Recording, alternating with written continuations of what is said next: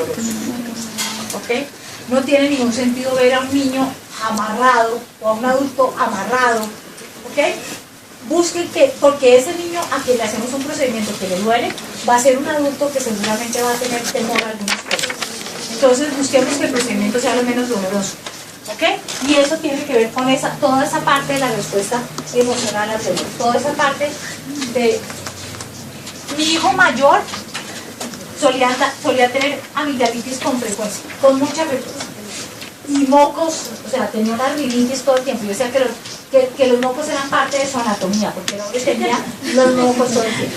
Y le dimos antihistamínicos y todas esas cosas, y ya les cuento cómo le funcionó, pero es algo que seguramente la doctora María Belén y el doctor Sergio y todos ellos van a decir, no sabemos si funciona o no funciona. Pero este hombre entonces hacía amigdalitis y entonces le poníamos penicilina. ¿Ok? Y la penicilina pues llega tan intramuscular, ¿no? La penicilina. Cuando ya pudo hablar y le pusimos la siguiente dosis de penicilina y el hombre ya podía hablar, lo que dijo claramente en su media lengua, me lele la colita. Pero porque claro, el dolor de la penicilina es terrible. Hay formas en que uno puede colocarle a los niños esta serie de inyecciones diferentes. Ahora, ¿qué pasaba con toda esa cantidad de antihistamina? O sea, para contarles un poquito y para que ya la cosa cambie un poco. Le dimos todos los antihistamínicos del mundo que ustedes se imaginen. Todos. Porque pues claro, médica, primer hijo, toda esa cantidad de cosas. Y un día alguien de esta facultad me recomendó que fuera una pediatra que también trabajaba con medicamentos un poco diferentes a todos los antihistamínicos de ese rollo.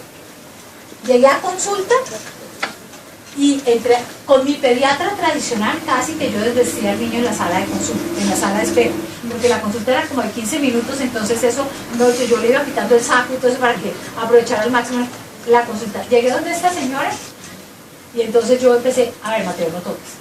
Ay, Mateo, vas a dañar lo que traes. Ay, Mateo, lo que me dijo, ¿sabe qué? O usted se comporta o la saco de la consulta. A mí, la saco, era amiga mía, la saco de la consulta. No, a mí me interesa ver cuál es el comportamiento del niño. Un niño que coge, que es un niño que está bien, es un niño activo.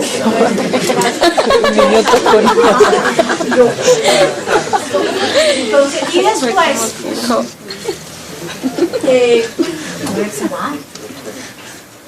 y me dio una cosa que yo decía, ¿se la doy o no se la doy?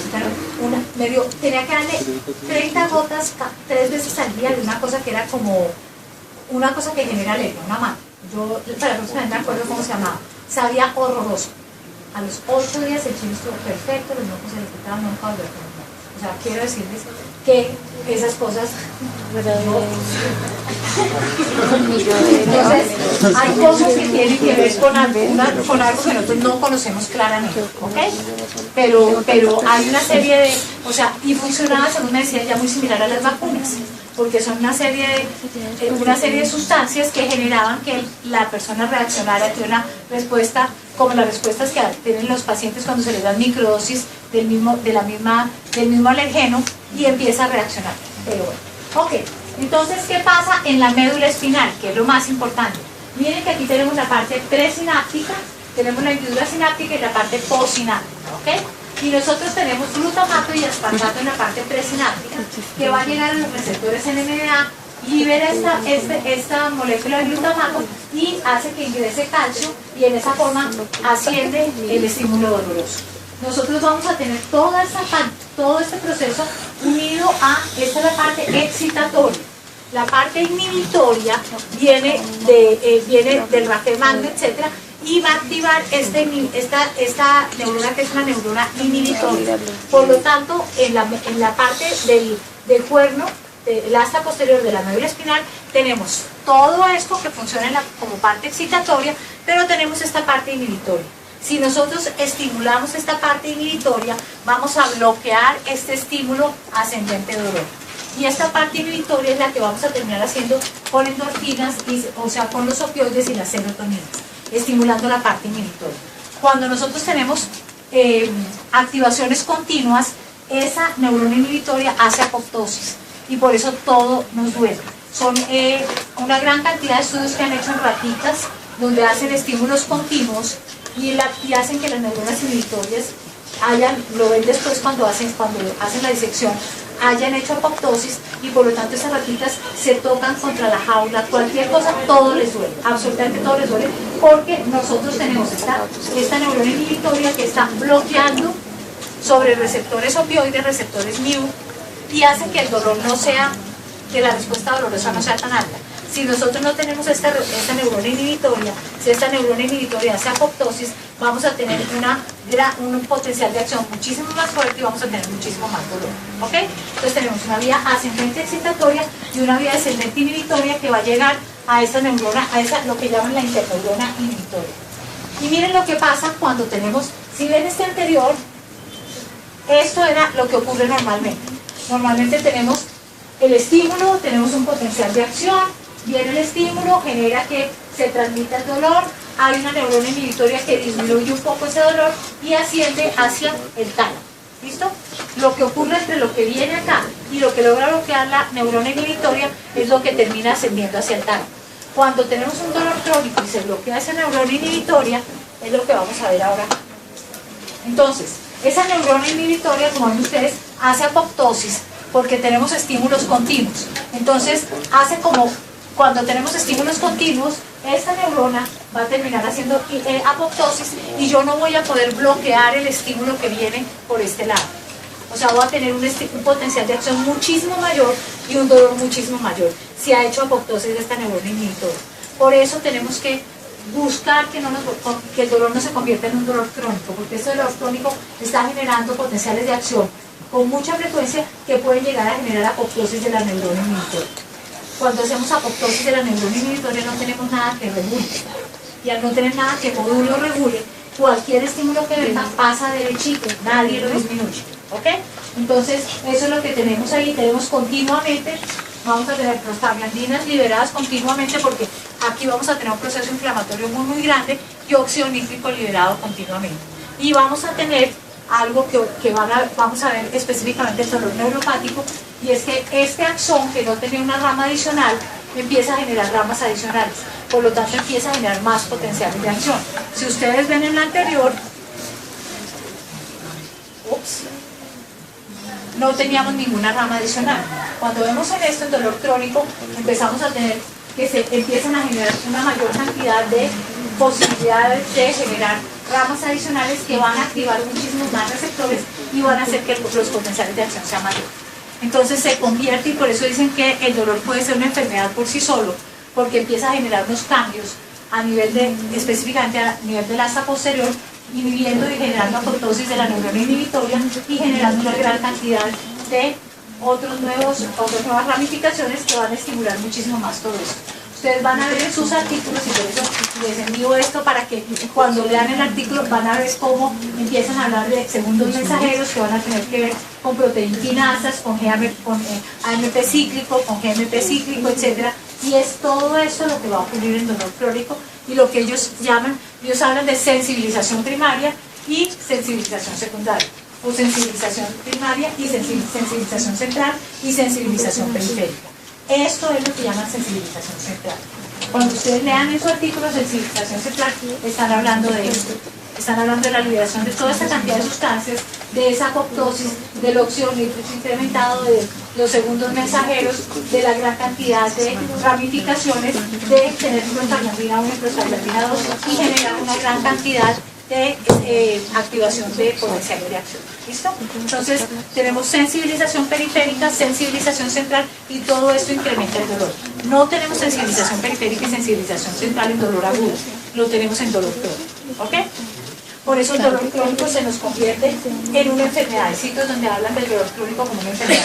Entonces tenemos, si ustedes ven, alguna serie de cambios. Entonces vamos a tener mecanismos espinales, que fue lo que mencionamos ahorita, todos estos cambios de electrolitos, fibras AB que reclutan interneuronas inhibitorias. Esas ejes las vamos a ver mucho más, con mucha más profundidad cuando hablemos de dolor neuropático. El control difuso inhibitorio, porque hay apoptosis de la interneurona inhibitoria, toda una liberación de la sustancia periaqueductal, que es la descendente inhibitoria, toda la liberación de serotonina y unas alteraciones en los centros medios que hemos visto, en los centros superiores que hemos visto acá, que son estas respuestas supraespinales. Entonces, cambios en las respuestas supraespinales. Cuando lean el artículo, miren estas 3 diapositivas, que va a ser muy fácil para que ustedes puedan ir, con lo que dijimos ahorita, ir entendiendo lo que les va a ir diciendo desde la parte de fisiología y fisiopatología. Ok, el impulso como sube, tenemos el dolor, tenemos una respuesta dolorosa que llega a la asta posterior, se impulsa, asciende al tálamo y va a la corteza somatosensorial. Esto era lo que yo les decía, que hace un tiempo los cirujanos dijeron, pues para que le damos todos esos medicamentos, cortemos acá. Si cortamos el haz espinotalámico, la persona ya deja de doler, porque el haz más importante y el que más van a oír hablar de dolor es el espinotalámico, el haz ascendente espinotalámico. Entonces cortemos el haz espinotalámico. Lo que se dieron cuenta es que no solamente haciendo por este haz, sino haciendo por otros haces que vienen de este lado y otros que vienen en esta forma. Por lo tanto, los pacientes los operaban y seguían con dolor. Entonces, en este momento ya nadie, eso se llama una risotomía. Ya nadie hace risotomías para dolor. Lo que sí se hace es poner una serie de estimuladores. Ustedes seguramente van a oír hablar de unos estimuladores que le ponen las personas para dolor, que cada estimulador vale como 70 millones de pesos. Esos estimuladores hay unos que se ponen centrales y otros a nivel de columna, y lo que ellos hacen es disparar todo el tiempo. Disparar todo el tiempo para tratar de bloquear y que cuando ya el estímulo doloroso llegue, esté hiperpolarizado toda la zona donde debemos tener la percepción de dolor y por lo tanto no se perciba el dolor. Eso funciona muy bien con algo que se llama la teoría de la compuerta. Cuando alguien se cae y se golpea, ¿qué hace esa persona? Se frota. ¿Por qué me froto?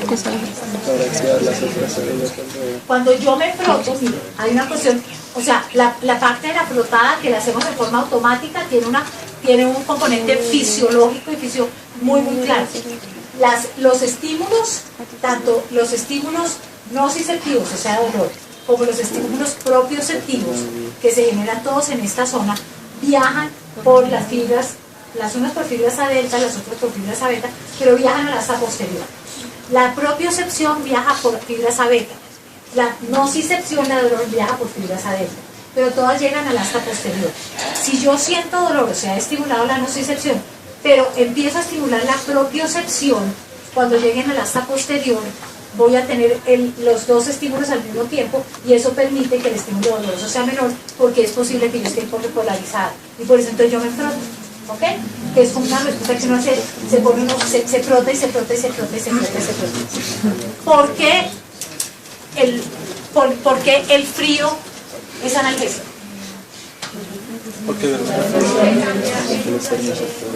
Porque el frío es analgésico. O sea, si ustedes se dan cuenta, cuando uno oye todas estas, hay una serie de películas buenísimas de esta gente que está subiendo al Everest.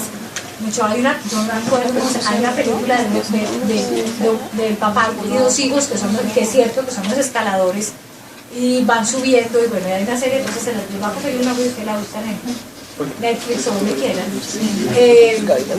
Cuando la persona empieza a tener esas hipotermias tan severas, que empezamos a tener unas necrosis terribles, la persona deja de sentir. Al principio duele terriblemente y luego deja de sentir. O sea, la hipotermia profunda termina siendo analgésica. Al principio es dolorosa, después es analgésica. ¿Por qué? Porque la ¿pero por qué? O sea, que tiene que ver con el potencial de acción, pero ¿qué hace el frío? Vasoconstricción. Si hace vasoconstricción, ¿qué pasa? Porque el hielo es antiinflamatorio. Ustedes ven que, o sea, ¿por qué el hielo es antiinflamatorio? Ustedes ven que alguien se golpea y uno ensuelve hielo y disminuye la inflamación. ¿Por qué? No pueden mirar las sustancias. Claro, si yo hago vasoconstricción, todas las sustancias proinflamatorias que yo genere no van a se terminan localizando muchísimo, porque la vasoconstricción no permite que se difundan y por lo tanto los potenciales de acción no van, y por lo tanto tanto la inflamación como el dolor disminuye. El objetivo del hielo claramente es vasoconstricción para que no haya el movimiento de las sustancias proinflamatorias o se liberen menos, ¿ok?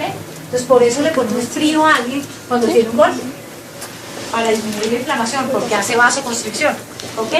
Y similar a eso termina siendo lo que ocurre con el frío. Ok, ¿Cómo se percibe en la corteza somatosensorial? Percibimos, se puede colocarle a los niños esta serie de inyecciones diferentes. Ahora, ¿qué pasa con toda esa cantidad de antihistamínicos? O sea, para contarles un poquito y para que ya la cosa cambie un poco. Le dimos todos los antihistamínicos del mundo que ustedes se imaginen, todos. Pues llega tan intramuscular, ¿no? Cuando ya pudo hablar y le pusimos la siguiente dosis de penicilina y el hombre ya podía hablar, lo que dijo claramente en su media lengua fue: me lele la colita. Pero porque claro, el dolor de la penicilina es terapia. Hay formas en que es doloroso. ¿Ok? No tiene ningún sentido ver a un niño amarrado o a un adulto amarrado. ¿Ok? Busquen que, porque ese niño a quien le hacemos un procedimiento que le duele, va a ser un adulto que seguramente va a tener temor a algunas cosas. Entonces busquemos que el procedimiento sea lo menos doloroso. ¿Ok? Y eso tiene un costo de tiempo. Y le dimos antihistamínicos y todas esas cosas, señor. Y ya les cuento cómo le funcionó, pero es algo que seguramente la doctora María Belén y el doctor Sergio y todos ellos van a decir, no sabemos si funciona o no funciona. Pero este hombre entonces hacía amigdalitis y entonces le poníamos penicilina. ¿Ok? Y la penicilina tiene que ver con toda esa parte de la respuesta emocional al dolor, toda esa parte de... Mi hijo mayor solía tener amigdalitis con frecuencia, con mucha frecuencia. Y mocos, o sea, tenía una rinitis todo el tiempo. Yo decía que los mocos eran parte de su anatomía, porque el hombre tenía los